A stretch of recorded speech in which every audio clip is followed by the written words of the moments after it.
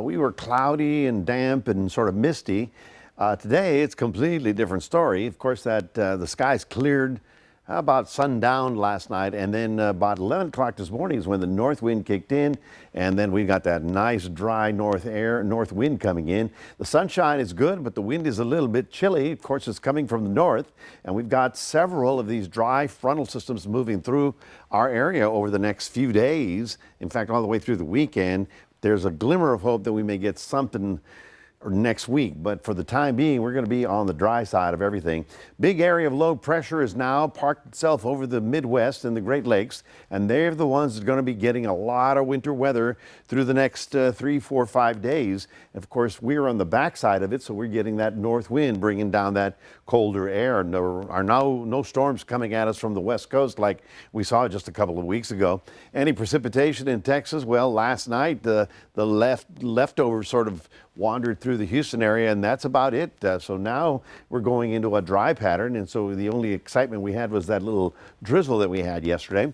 Because of the north wind, it will be rather cold tomorrow morning, down about 37, 38, and then the 63 will be our high. We'll be warming up for Friday. Another front comes in, and that keeps us on the cool side until early next week. Now, right here about Tuesday, things start changing on us because we're going to get a different kind of airflow over us, and I'm going to show you right here. Big area, low pressure. Basically, all the stormy weather is going to be here.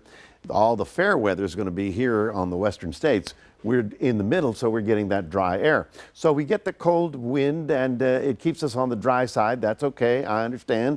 As for the short term, but as you can see here, beginning on, let's see, about Monday. Monday should be a good day around here, but by Tuesday, you start seeing that moisture start riding up on top of it. Well, when you get that warm air from the tropics up on top of the cool air that will be over us, we get the overrunning pattern, and that's next Tuesday. Keeping my fingers crossed that we'll get something by the time we get to there. As you can see, the models are, fairly aggressive on it. So we'll hope that we get something because, a quarter of an inch, a half an inch would be really nice to have this time of year.